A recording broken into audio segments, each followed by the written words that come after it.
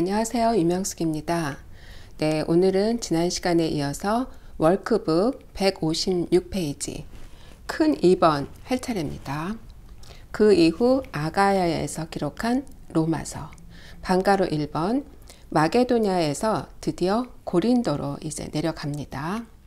사도행전 20장 1절과 2절 한번 읽어보겠습니다. 소요가 그침에 바울은 제자들을 불러 권한 후에 작별하고 떠나 마게도냐로 가니라. 그 지방으로 다녀가며 여러 말로 제자들에게 권하고 헬라에 이르러. 짧은 문장인데 얼마나 많은 내용이 들어있는지 이제 읽으시니까 어때요? 이제 사도행전만 읽어도 이때의 상황이 다 보이는 거예요. 바울은 원래 오순절까지 에베소에 있으려고 했는데 더메드리오 폭동이 일어나서 그곳을 떠날 수밖에 없었죠. 그래서 마게도냐로 간 겁니다. 마게도냐에 있는 교회를 돌아보는 중에 디도를 만나서 고린도 교회 소식을 듣고 그곳에서 고린도 후서를 써서 고린도 교회에 보내고 이제 드디어 고린도에 온 겁니다. 방가로 2번 이곳에서 석 달을 지내면서 이제 로마서를 쓰게 되죠. 거기 박스 안에 내용을 읽어보겠습니다. 157페이지 사도행전 20장에 들어왔습니다. 이 본문 우리가 에베소 폭동이 일어날 때 읽은 거예요. 사도행전은 서신서에서 우리가 고민하다 온 것도 모르고 있죠. 3절에 보니까 바울이 아가야 지방 고린도 교회에 도착해서 석 달을 보냈다고 말하고 있습니다. 이 석 달 동안 겨울을 지내느라 그랬거든요. 과동하면서 뭘 하셨나? 로마서를 쓰셨답니다. 로마서를 쓰신 때의 상황, 쓰신 장소 다 한눈에 보이시죠? 자, 바울이 로마서를 쓰는 펜끝을 따라가 봅시다. 더 자세한 정보를 캐내 봅시다. 양가로 1번 로마서 편지 쓸 때의 상황. 이제 로마서를 한번 피겠습니다. 로마서 15장 22절에서 23절. 그러므로 또한 내가 너희에게 가려 하던 것이 여러 번 막혔더니 이제는 이 지방에 일할 곳이 없고 또 여러 해 전부터 언제든지 서반으로 갈 때에 너희에게 가기를 바라고 있었으니 그동안 마게도냐와 아시아 지역을 중심으로 복음을 전했는데 바울은 이제 어디를 바라본다는 거죠? 처음으로 로마를 언급합니다. 바울의 선교 방향이 달라지는 거죠. 바울의 선교 전략상 이 지역에서는 더 이상 일할 곳이 없다는 거예요. 바울은 몇 번이나 로마에 가려고 했지만 이런저런 일로 가지를 못했는데 이제 여기 고린도 교회도 안정이 되고 여기서 3개월간 머물면서 로마에 편지를 쓰는 거죠. 로마로 가서 성도들과 교제를 하고 너희들의 후원을 받아서 스페인으로 가려고 했는데 지금 상황은 예루살렘 교회를 위해서 거둔 헌금을 갖고 예루살렘으로 먼저 가야 한다는 거예요. 25절에서 27절을 읽어보겠습니다. 그러나 이제는 내가 성도를 섬기는 일로 예루살렘에 가노니 이는 마게도냐와 아가야 사람들이 예루살렘 성도 중 가난한 자들을 위하여 기쁘게 얼마를 연보하였음이라. 저희가 기뻐서 하였거니와 또한 저희는 그들에게 빚진 자니 만일 이방인들이 그들의 영적인 것을 나눠 가졌으면 육적인 것으로 그들을 섬기는 것이 마땅하니라. 그동안 수리아 안디옥 교회 후원을 받아서 1, 2, 3차 선교 여행을 했는데 이제 예루살렘을 다녀와서 그 후에 로마로 가면은 너희들의 후원을 받아서 이제까지는 헬라권으로 다녔는데 스페인 즉 라틴어권으로 복음을 전해보겠다는 의지를 보인 거죠. 우리 PPT 한번 볼까요? 네, 그동안에는 이렇게 헬라권으로 다녔는데 앞으로는 스페인 쪽 즉 라틴어권으로 이제 복음 전파 지역을 옮기겠다는 거죠. 그동안의 예루살렘으로부터 일루리곤까지 편만하게 복음을 전했다고 했어요. 그리고 스페인을 땅끝으로 생각을 했기 때문에 스페인까지 복음을 전하면 자신이 할 일을 다 했다고 생각을 하는 거죠. 양가로 2번 로마서 편지를 쓰는 목적. 로마서를 쓰는 첫 번째 이유는 로마인들에게 복음을 전하기 위해서죠. 우리 1장 15절을 보겠습니다. 그러므로 나는 할 수 있는 대로 로마에 있는 너희에게도 복음 전하기를 원하노라. 그리고 아까 얘기한 것처럼 로마 교회가 후원을 해서 스페인까지 전도를 했으면 하는 바람에서 이렇게 편지를 쓴 겁니다. 방가로 3번 로마서 내용. 로마서는 성경 전체에 가장 중요한 위치를 차지하고 있는 일종의 논문과도 같은 책이에요. 바울이 1, 2, 3차 전도 여행을 다니면서 전했던 그 복음의 내용들을 잘 정리한 것으로 볼 수 있습니다. 한마디로 바울의 신학이라고도 할 수 있는 거죠. 구약 학자로서 바울이 예수 사건을 어떻게 정리하는지를 보겠습니다. 양가로 1번 로마서 1장 1절에서 15절까지를 서원으로 보고 있어요. 지금 로마서를 어디서 쓰고 있나요? 고린도에서 겨울을 나면서 그동안의 선교여행을 경험으로 복음에 대한 정리를 글로 쓰는 겁니다. 하나님의 복음을 위해 택정함을 받은 사람이라고 자기 자신을 소개하고 있죠. 그동안 여러 번 로마에 가기를 원했는데 여러모로 길이 막혀서 가지 못했지만 로마에 있는 하나님의 사랑하심을 받고 성도로 부르심을 받은 모든 자들에게 하나님의 복음을 전하고 싶어서 이렇게 편지를 쓴다는 거예요. 양가로 2번 그러면 로마서의 주제가 무엇인지 보겠습니다. 로마서 1장 16절에서 17절은 로마서의 핵심 구절이고 로마서의 주제라고도 할 수가 있습니다. 한번 읽어보겠습니다. 내가 복음을 부끄러워하지 아니하노니 이 복음은 모든 믿는 자에게 구원을 주시는 하나님의 능력이 됨이라. 먼저는 유대인에게요 그리고 헬라인에게로다. 복음에는 하나님의 의가 나타나서 믿음으로 믿음에 이르게 하나니 기록된 바 오직 의인은 믿음으로 말미암아 살리라 함과 같으니라. 오직 의인은 믿음으로 말미암아 살리라. 신학적 표현으로는 이신칭이라고 하죠. 마틴 루터도 이 구절로 은혜를 받았고 또 종교개혁으로 이어지게 되죠. 앞으로 바울은 계속 유대인과 헬라인, 즉 이방인을 대조시키면서 율법과 은혜를 비교 설명합니다. 양가로 3번 먼저 박스 안에 글을 읽고 로마서 본론으로 이제 들어가겠습니다. 예, 페이지 158페이지인데 내용이 조금 기네요. 바울은 1, 2, 3차 선교 여행을 마무리할 즈음 고린도 교회에 머물고 있을 때 로마서를 썼다고 했습니다. 그동안 스트레스 받았던 고린도 교회 문제도 해결된 때였고요. 선교를 막 시작하는 초창기가 아닙니다. 그러니 로마서는 예수 사건을 완성도 있게 신학적으로 정리한 내용이 아닐까 싶습니다. 복음이 엑기스로 정제되어 완숙미가 있을 거라는 거죠. 바울 신학입니다. 다른 서신서와 비교해 볼 때 차원이 다르고요. 뿐만 아니라 수신자가 당시 세계의 중심부 로마에 살고 있는 사람들입니다. 바울이 아닌 다른 사람들에 의해서 이미 예수 사건이 전해졌고 그래서 만들어진 교회의 성도들이지요. 그 사람들에게 바울이 깨달은 내 복음을 제시하고 싶은 겁니다.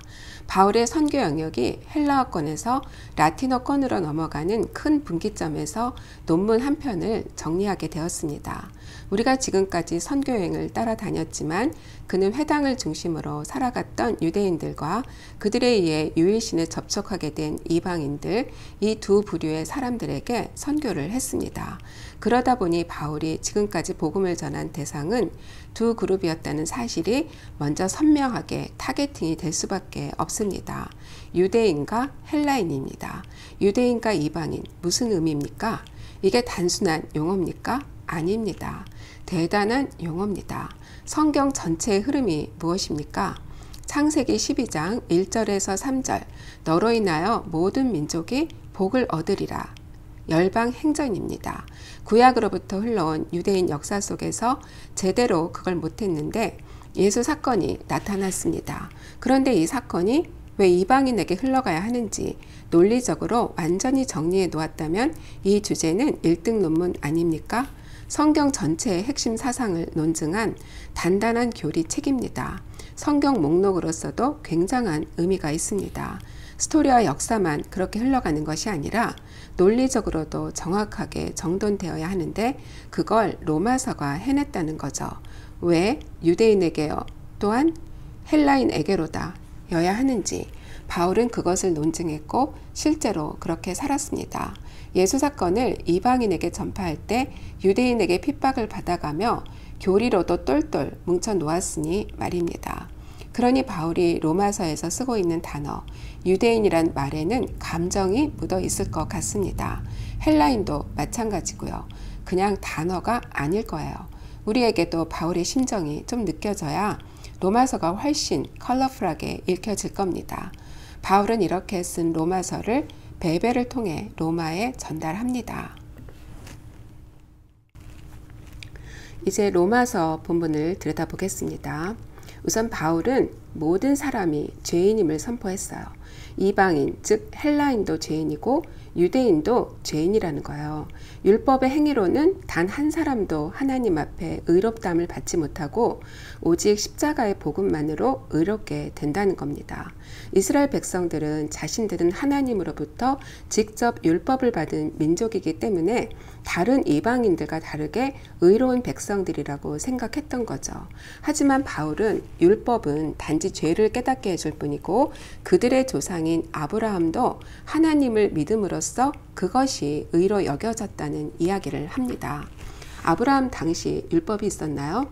그는 오직 믿음으로 말미암아 의로 여김을 받았고 할례는 하나님 나라의 백성이라는 약속의 징표로 나중에 받은 거잖아요. 그렇기 때문에 믿음으로 말미암는 구원만이 확실하고 완전하다는 거죠.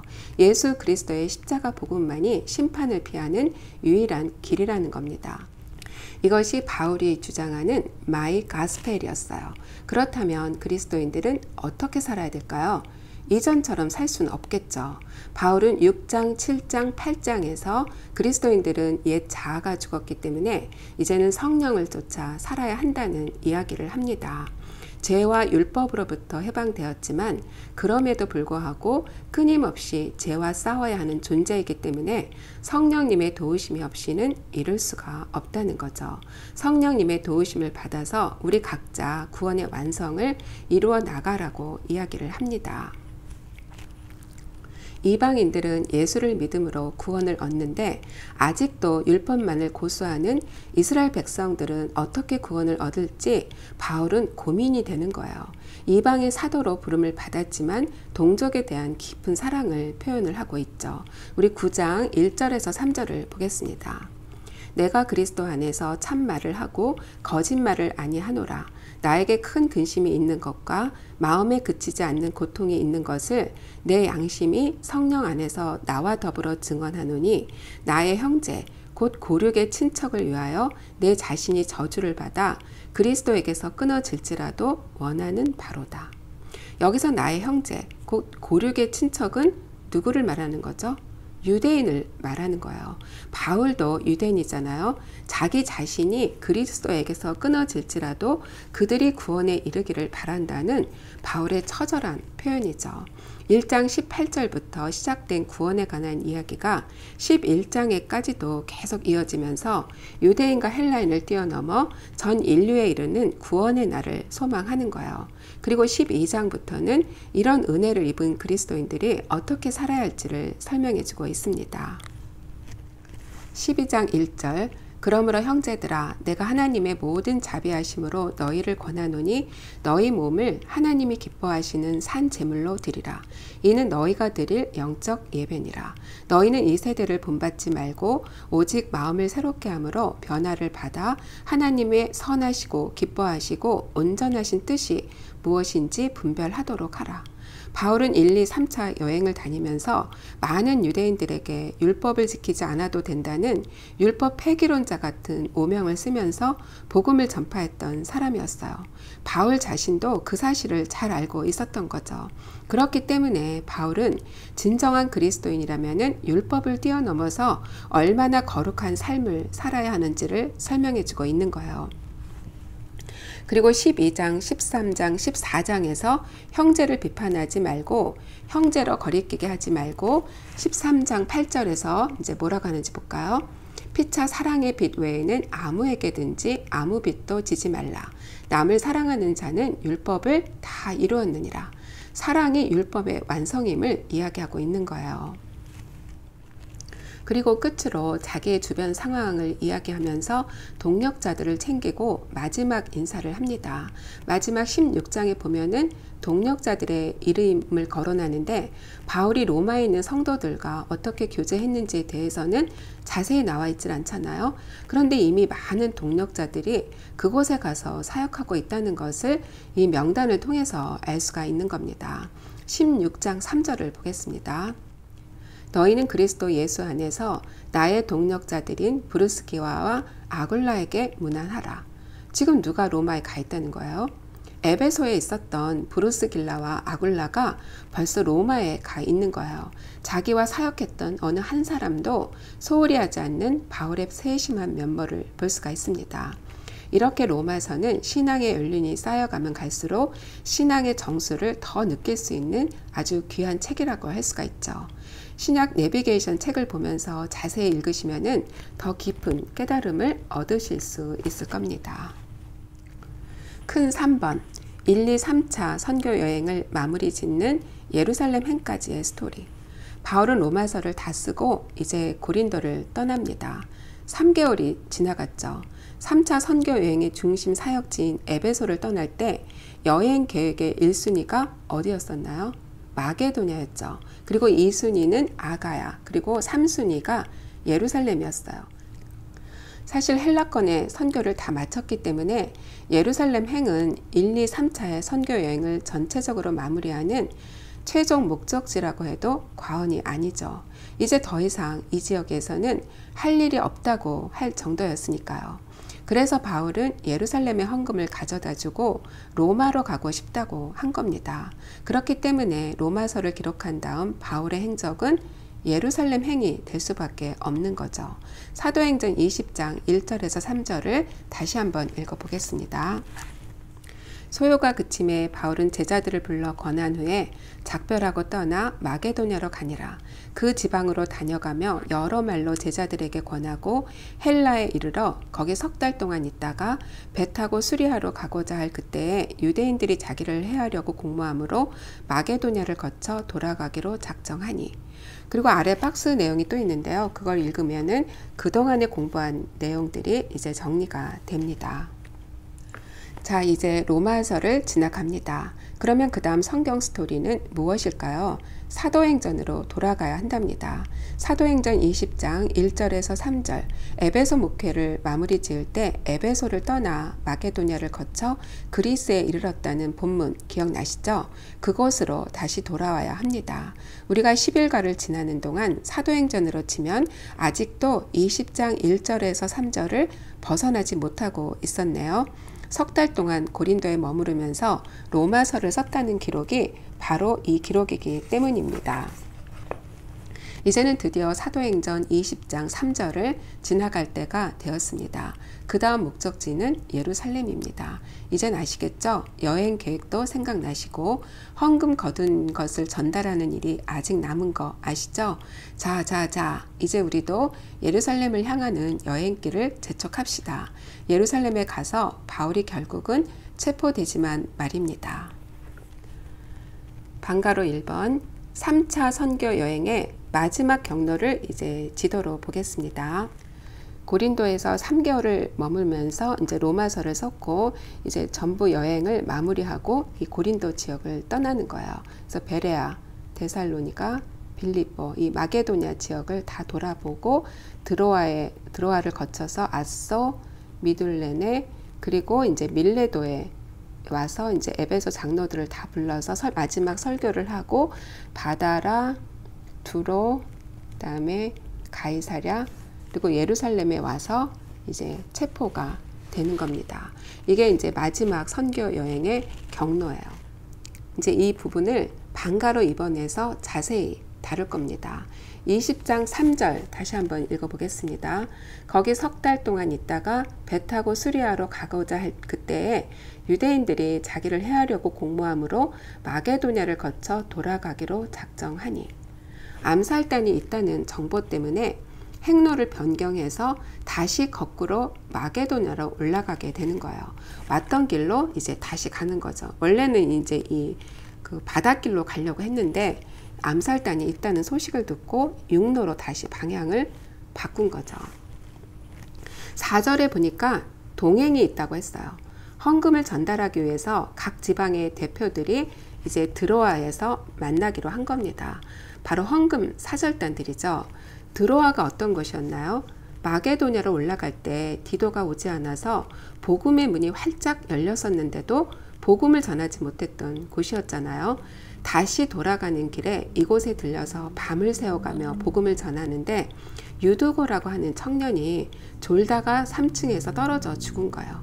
하지만 바울이 이 청년을 살리고 날이 셀 때까지 복음을 전하고 그곳을 떠납니다. 여행 계획이 원래대로 진행되었다면 이런 기적은 일어나지 않았겠죠. 드로아를 떠나서 아소를 거쳐 이제 밀레도까지 왔는데 에베소를 들를 시간은 없었던 거예요. 그래서 에베소 장로들에게 밀레도까지 나오라고 해서 마지막 말씀을 전했어요. 지난 3년간 목회를 했던 에베소에서 눈물과 겸손으로 모든 시험을 참고 복음을 전했다는 거예요. 그리고 지금 나는 헌금을 전달하기 위해서 예루살렘으로 가는데 그곳에는 환난과 결박이 기다리고 있다. 이것을 성령께서 가르쳐 주셨다는 거예요. 그러면서 아주 유명한 말씀을 하시죠. 우리 사도행전 20장 24절을 보겠습니다. 내가 달려갈 길과 주 예수께 받은 사명 곧 하나님의 은혜의 복음을 증언하는 일을 마치려 하면은 나의 생명조차 조금도 귀한 것으로 여기지 아니하노라. 에베소에서 고린도 전서를 쓸 때만 해도 자기는 예루살렘에 갈지 안 갈지 모른다고 했는데 이제는 이 일에 목숨까지 걸겠다는 거죠. 그리고 내가 없는 동안 사나운 이리들이 에베소를 공격할 테니 깨어 있으라고 권면을 합니다. 이렇게 설교를 마치고 이제 밀레도에서 에베소 장로들과 작별을 하고 두로와 이제 가이사라를 거치면서 예루살렘에 가면 체포될 거라는 예언을 듣지만 바울은 예루살렘 행을 감행을 합니다. 그는 예루살렘에 헌금을 전달하는 것을 1, 2, 3차 선교 여행의 완수로 여긴 거죠. 예수님도 예루살렘에 가면 십자가에 처형될 것을 아시지만 자신의 사역을 완수하기 위해서 예루살렘 행을 멈추지 않았어요. 바울 역시 자신의 사역을 완수하기 위해서 예루살렘 행을 멈추지 않았던 거죠. 자신의 생명조차 조금 더 귀하게 여기지 않을 만큼 헌금을 전달하는 일을 중요하게 생각한 이유 뭐였을까요? 바울은 예루살렘 총회 이후 공식적으로 이방인의 사도로 인정을 받았어요. 그리고 이방인들 역시 몇 가지 율법을 지키는 것 외에는 예수님만 믿으면 구원을 받는다는 인정을 받은 거예요. 하지만 오랜 관습에 쩔어 있는 유대인들이 할례받지 않은 이방인들을 받아들인다는 것이 쉬운 일이었을까요? 그렇지 않았겠죠. 이런 문제로 베드로와 바나바도 바울에게 핀잔을 받았잖아요. 그런데 이런 예루살렘 교회가 지금 재정 문제로 어려움을 겪고 있다는 거예요. 그래서 바울은 자신이 개척한 이방인 교회를 다니면서 헌금을 걷어서 예루살렘 성도들을 섬기려고 했던 거죠. 어쩌면 이런 일을 통해서 예루살렘 교회가 사랑의 빚을 지고 유대인과 이방인과의 막힌 담을 헐고자 하는 의도가 있지 않았나 그런 추측을 해볼 수가 있습니다. 방가로 3번 드디어 바울이 예루살렘에 도착을 해서 형제들의 환영을 받고 야고보와 장로들이 모여 있는 곳으로 갔어요. 그런데 분위기가 살벌한 거예요. 이제 예루살렘에는 유대인들 중에서도 믿는 사람들이 수만 명이나 되는데 그들이 다 바울을 눈여겨보면서 당신이 만약 율법을 지키는 사람이라면 그 증거를 보여줘라. 그래서 바울은 그들의 조언대로 정결 예식을 행합니다. 또 아래 박스 내용 있죠? 또 그걸 읽겠습니다. 1, 2, 3차 선교 여행 중 유대인 때문에 당한 위험이 무척 많았습니다. 화살같이 쏟아지는 그들의 공격을 피해 여기까지 왔는데 바울은 역부족을 느꼈을 것 같습니다. 이방인들의 헌금을 손에 들고 예루살렘을 찾은 이 사나이, 뼈를 깎는 위험과 수모를 겪으면서도 예수님의 죽으심과 부활하심만이 구원의 유일한 조건이라고 외치던 사나이 바울이 결국 예루살렘에 와서 또 정결 의식을 행하다니, 아무리 융통성 있는 바울이었지만 그토록 율법 이행이 구원의 조건이 아니다 라고 외치던 그가 또다시 정결 기한을 위해 예물 바칠 날을 등록하는 저 모습을 보십시오. 왠지 눈물이 날 것 같습니다. 복음을 위해서 할 수 있는 일을 다 하는 바울의 모습을 볼 수 있는 거죠. 큰 4번, 예루살렘에서 체포된 후 로마 감옥까지 간 스토리. 방가로 1번, 아시아에서부터 계속 따라다니던 유대인들이 무리를 충동해서 바울을 고소했어요. 바울이 각처를 돌아다니면서 율법과 이스라엘 백성들을 비방하면서 사람을 가르치고 헬라인을 성전 안으로 데려가서 성전을 더럽힌다고 고소를 한 거죠. 사람들이 바울을 잡아서 성전 밖으로 내치고 그를 죽이려고 하는 거예요. 천부장이 이 소식을 듣고 급히 달려와서 바울을 쇠사실로 결박하러 명하고 무슨 일인지를 물었어요. 이때 바울이 말할 기회를 얻어서 22장 1절, 부형들아, 내가 지금 여러분 앞에서 변명하는 말을 들으라. 이렇게 1절부터 21절까지 바울은 군중 앞에서 자신이 어떻게 해서 회심을 하고 사람들에게 복음을 전하게 되었는지를 간증을 합니다. 그래서 이 부분을 개인 간증의 샘플이라고도 하는 거죠. 자신이 이방인의 사도로 선택받았다는 말을 하자마자 백성들은 이런 자는 살려둘 가치가 없다고 하면서 옷을 벗어 던지고 티끌을 공중에 날립니다. 천부장이 이를 보고 바울을 채찍질해서 신문하라고 하죠. 이때 바울이 자신은 나면서부터 로마의 시민권을 갖고 있다고 이야기를 하는 거예요. 그랬더니 신문하려고 하는 사람도 물러가고 천부장도 영장 없이 바울을 결박한 것을 두려워합니다. 그 당시 로마의 시민권이 이 정도의 특혜를 갖고 있었던 거죠. 이때부터 바울은 로마 시민권자의 대우를 받으면서 신문을 받았어요. 사내들인 공의회를 열고 바울을 그 앞에 세워서 변명을 하게 되는데 이제는 자기네끼리 싸우는 거예요. 그래서 천부장은 바울을 영내로 들어가게 합니다. 11절을 읽어보겠습니다. 그날 밤에 주께서 바울 곁에 서서 이르시되 담대하라. 내가 예루살렘에서 나의 일을 증언한 것 같이 로마에서도 증언하여야 하리라. 환상 중에 주님은 바울이 반드시 로마로 가야 할 것을 계시해 주셨어요.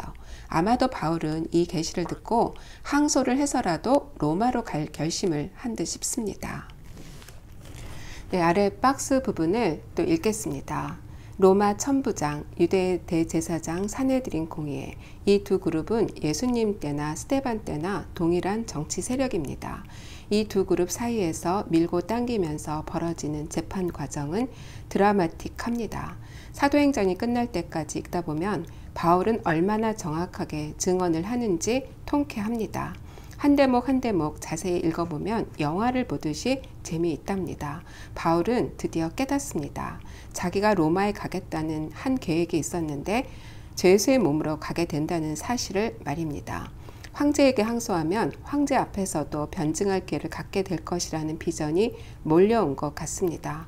앞으로 이렇게 변증할 기회를 가질 것을 생각하니 기뻤을지도 모릅니다.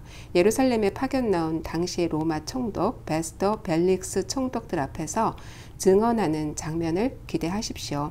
바울이 1차 선교 여행을 할 때 구브로 총독을 개정시켜버린 경력이 있지 않습니까? 바울은 두렵지 않았을 거예요. 묶인 바 되었으나 자유하며 예수 복음을 전하는 저 노장 거인을 계속 따라가 봅시다.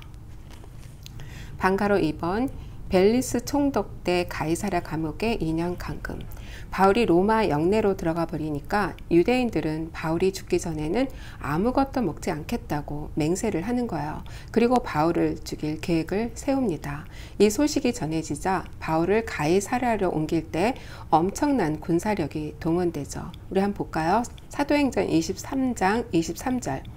백부장들을 불러 이르되 밤 제3시에 가이사랴까지 갈 보병 200명과 기병 70명과 창병 200명을 준비하라 하고 바울을 죽일까봐 이렇게 보호를 하는 거예요. 바울은 이렇게 해서 총독 벨리스 앞에 서게 되고 여기까지 쫓아온 유대인들이 바울을 고발함으로 바울은 다시 벨릭스 앞에서 변명을 하죠.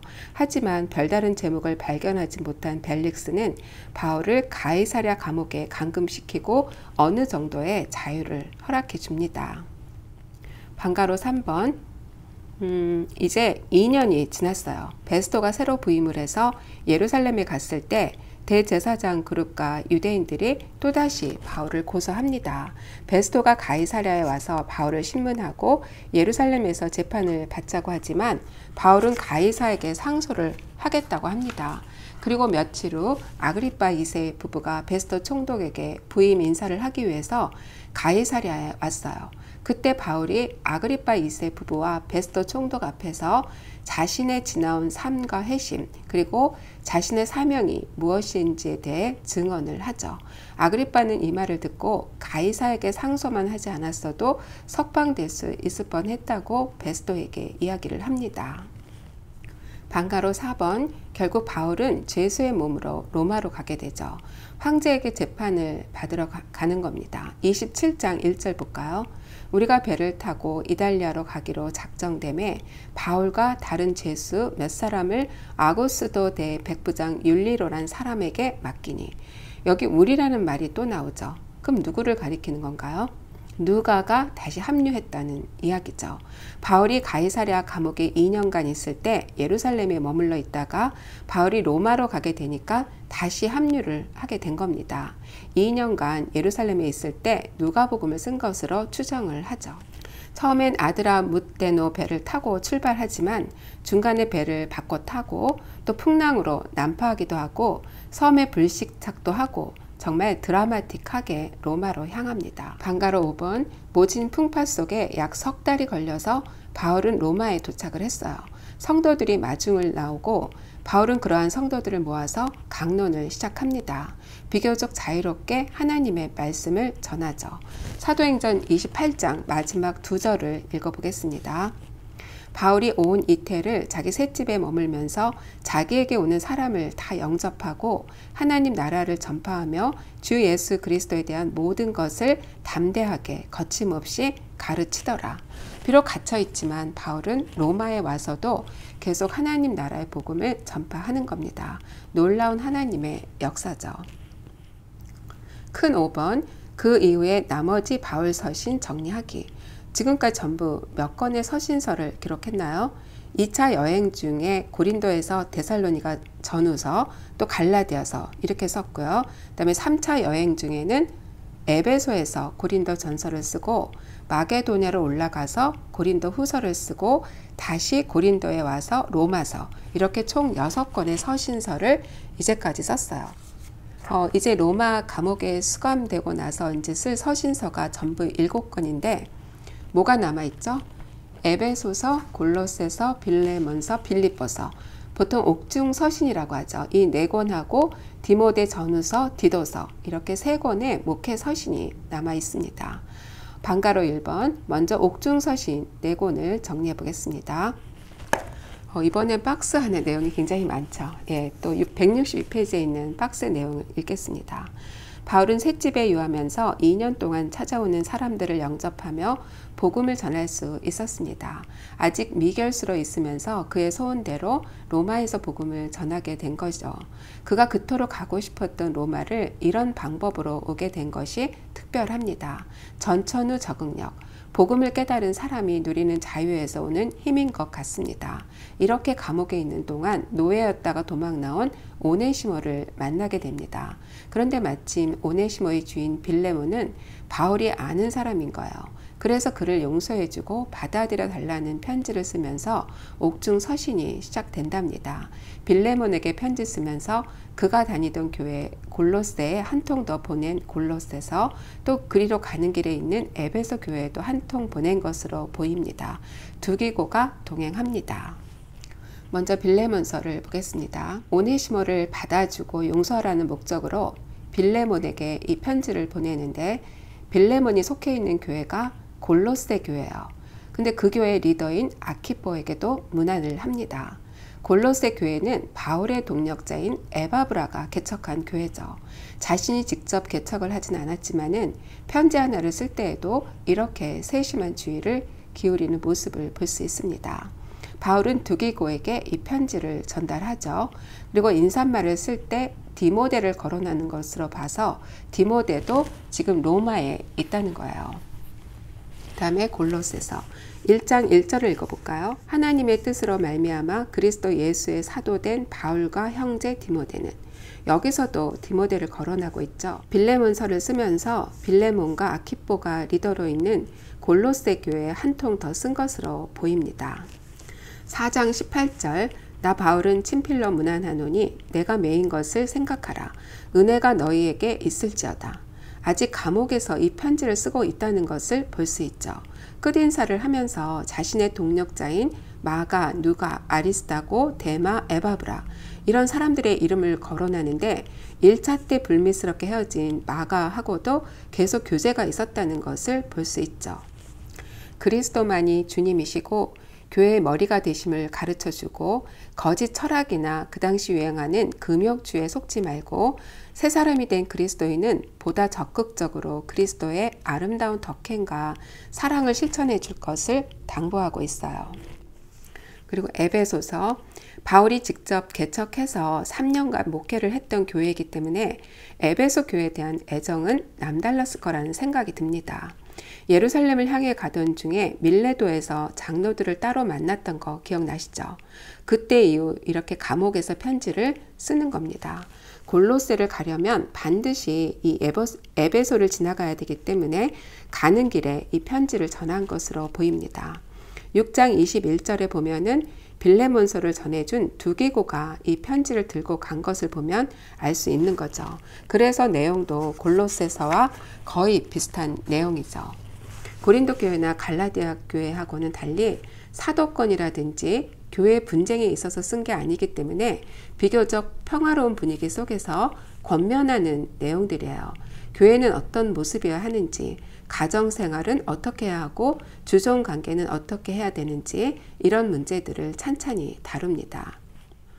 위에서 소개해드린 세 권, 이 빌레몬서, 골로새서, 에베소서 이 세 권의 서신서는 이런 환경에서 쓰여진 것이기 때문에 한 묶음으로 보는 것이 좋습니다. 그리고 빌립보서는 옥중 서신이긴 하지만은 분위기가 완전히 달라요. 여전히 디모데와 함께 있고 자유로운 복음전도 활동을 하고 있는 것을 볼 수 있죠. 에바브로디도가 빌립보 교회 헌금을 갖고 바울을 수종들기 위해 왔다가 병이 들었어요. 그래서 죽게 된 것을 보고 심히 근심을 했는데 다시 회복되어서 그 기쁨을 함께 나누고 이 편지를 써서 에바브로디도 편에 보내는 거예요.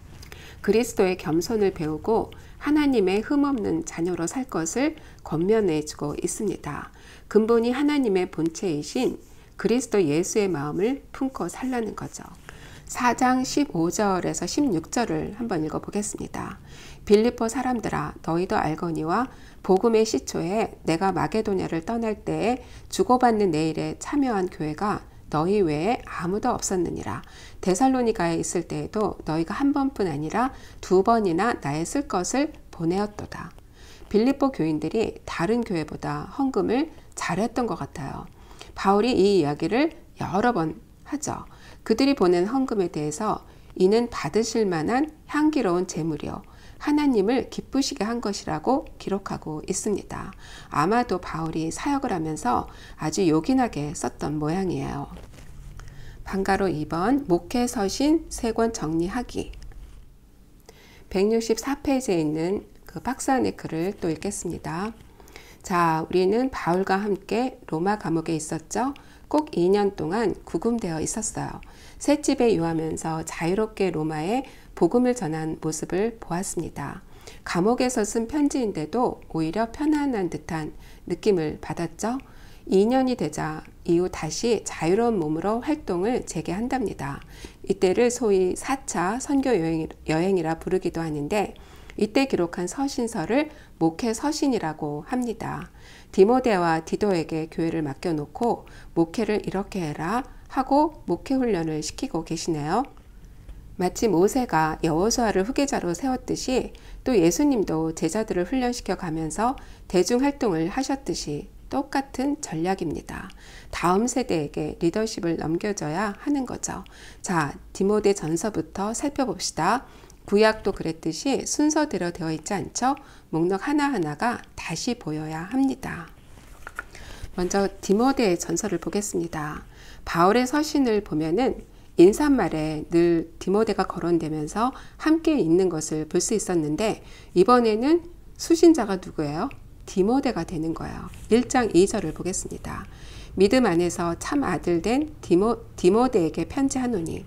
바울과는 언제 헤어졌을까요? 3절에 보니까 내가 마게도냐로 갈 때에 너를 권하여 에베소에 머물라 한 것은, 디모데 전서 내용이 목회 매뉴얼인 것을 볼 때 에베소에서 바울 대신 목회를 하라고 떨어뜨려 놓았다는 사실을 알 수 있는 거죠.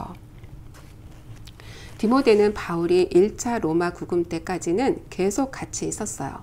그렇기 때문에 디모데에게 목회 서신을 쓴 거는 로마 감옥에 1차로 구금되었던 그 이후로 보는 거죠.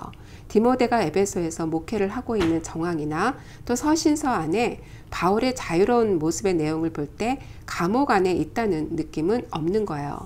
바울은 이 편지에서 거짓 교사들을 어떻게 상대해야 하는지, 그리고 예배의 모범, 목회자로서의 품위, 임무, 이런 목회에 필요한 내용들을 찬찬히 가르쳐주고 있습니다.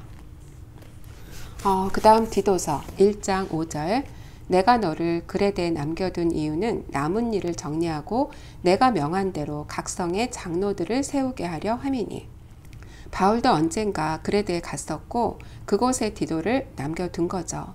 디도는 갈라디아서에 처음 등장을 하죠. 예루살렘 총회를 할 때 같이 올라갔었다는 기록이 있었잖아요. 그리고 눈물로 쓴 편지를 전달했었다는 것 말고는 기록이 없어요. 그동안의 바울의 행적을 볼 때 디도가 그레데에서 얌전히 목회를 할 상황은 없었죠. 그리고 편지의 내용이 2차 감옥에 어두운 분위기가 없는 것으로 볼 때 1차 감옥에서 풀려나오고 자유로운 몸으로 아시아와 마게도냐 윗지역 그리고 서바나까지 전도를 한 그 이후일 것으로 추정을 합니다. 누가는 사도행전 28장에서 1차 구금 때 셋집에 유하면서 자유롭게 복음을 전한 거, 거기까지 기록을 하고 있잖아요. 그래서 그 이후의 일은 바울이 남긴 목회 서신과 전설 등을 통해서 알 수가 있습니다. 이러한 정보를 통합해서 본 결과 이때를 4차 여행의 기간으로 보는 거죠. 그 다음 디모데 후서 제2의 옥중 서신이면서 목회 서신인 디모데 후서는 바울의 마지막 서신서예요. 유서라고도 할 수가 있는 글이죠. 이 편지 역시 바울이 디모데와 떨어져 있습니다. 하지만 디모데 전서하고는 아주 다른 분위기죠. 1차 때 함께 있었던 마가와 데마를 그리워하고 있어요. 누가만 바울을 지키고 있는 거죠. 디모데 전서에서는 감옥이 아닌 자유로운 모습이었는데 후서에 와서 보니까 다시 감옥인 거예요. 그래서 디모데 후서는 바울이 4차 여행을 마치고 2차로 감옥에 투옥됐을 때 쓴 것으로 추정을 합니다. 그리고 외투를 갖고 오라는 걸 보면은 감옥의 상황도 그리 좋지 않다는 거죠. 우리 4장 16절을 볼까요? 내가 처음 변명할 때에 나와 함께 한 자가 하나도 없고 다 나를 버렸으나 그들에게 허물을 돌리지 않기를 원하노라. 이번에 감옥에 들어올 때는 자신을 서포트해 준 사람이 하나도 없다는 것을 보여주고 있는 겁니다. 4장 6절 전제와 같이 내가 벌써 부어지고 나의 떠날 시각이 가까웠도다. 자신의 죽음을 예견하고 있죠. 바울은 디모데 후서를 끝으로 성경의 무대에서 사라지게 되는데 이 책의 마지막에서 그는 성경에 대해 이렇게 결론을 짓고 있습니다. 우리 3장 15절에서 17절을 보겠습니다. 또 어려서부터 성경을 알았나니 성경은 능히 너로 하여금 그리스도 예수 안에 있는 믿음으로 말미암아 구원에 이르는 지혜가 있게 하느니라. 모든 성경은 하나님의 감동으로 된 것으로 교훈과 책망과 바르게 함과 의로 교육하기에 유익하니 이는 하나님의 사람으로 온전하게 하며 모든 선한 일을 행할 능력을 갖추게 하려 함이라. 그는 이렇게 마지막 죽음을 앞두고 자신의 일생과 신학을 마무리하고 있습니다. 이제 마무리를 읽겠습니다. 바울, 3층 천을 오르내리며 영원한 하나님 나라를 보았던 바울. 그는 회당장이든 철학자이든 천부장이든 총독이든 대제사장이든 헤롯 아그리빠 왕이든 로마 황제든 두려워하지 않고 예수님의 죽으심과 부활하심의 굿뉴스를 전했던 용기 있는 자유인이었습니다. 채찍에 맞고 돌에 맞고 헐벗고 굶주리고 욕먹고 쫓겨다니고 감옥에 갇히면서도 예수님을 전했더랬습니다. 하나님의 소원, 열방 행정을 이뤄드리느라 몸이 상할 대로 상한 늙은 노정이 이제 죽음의 그림자를 친구처럼 옷 입고 있습니다. 늙은 바울, 마매로 타인 감옥의 춥고 어두운 곳에서 떨고 있습니다. 겉옷 하나 들여 보내줄 사람 없는 외로운 감옥입니다. 전염병균이 가득하고 악취가 나는 사형수들의 마지막 거처였습니다. 바울은 이 흙바닥에 몸을 누이며 잘 때마다 소원이 있었습니다.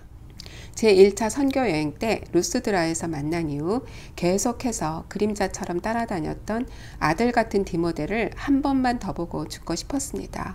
육정은 어찌할 수 없었습니다. 겨울이 되어 여행이 곤란해지기 전 어서 속히 한 번만 더 와주면 좋겠다고 생각했습니다. 그러나 그는 조금 더 절망의 빛이 없습니다. 이제 후로는 의로운 재판장이 의의 면류관을 씌워주실 것이라는 확신이 있습니다. 자신뿐 아니라 예수님이 나타나기를 기다리는 모든 사람에게도 주실 것이라고 합니다. 최후 심판을 고대하면서 바울은 형장의 이슬로 사라집니다. 이런 일생을 살아낸 바울이 있을 곳을 예배하러 주님께서 올라가셨습니다. 그러니 예수께서 신원의 날에 심판주로 나타나서 가부간 판단해 주셔야 공평한 것 아니겠습니까? 이제 바울의 긴 여정이 끝났어요. 예수 믿는 사람들을 잡멸하던 그 뜨거운 열정으로 예수 복음을 전한 바울의 열정이 느껴지시나요? 마지막으로 이제 디모데 후서 4장 7절과 8절을 이제 읽어보겠습니다. 나는 선한 싸움을 싸우고 나의 달려갈 길을 마치고 믿음을 지켰으니 이제 후로는 나를 위하여 의의 면류관이 예비되었으므로 주 곧 의로우신 재판장이 그날에 내게 주실 것이며 내게만 아니라 주의 나타나심을 사모하는 모든 자에게도니라. 네, 이 말씀을 마지막으로 바울의 긴 여정이 막을 내렸습니다. 네, 이제 기도하고 마치겠습니다. 주님 참 감사합니다. 지난 몇 주간 사도행전과 서신서를 통해서 바울의 여정을 공부했습니다. 주님을 만나고 난 후 연속되는 고난 속에서도 조금도 굴하지 않고 이제 후로는 의로운 재판장이 의의 면류관을 씌워주실 것이라는 확신으로 자신의 사명을 끝까지 감당하는 모습을 보여준 바울이었습니다. 우리 역시 이 땅에서 선한 싸움을 싸우고 우리의 달려갈 길을 마칠 때까지 우리의 믿음을 잘 지킬 수 있는 은혜를 허락해 주옵소서. 예수님 이름으로 기도했습니다. 아멘. 네, 여러분들 수고 많이 하셨고요. 다음 시간에 뵙겠습니다.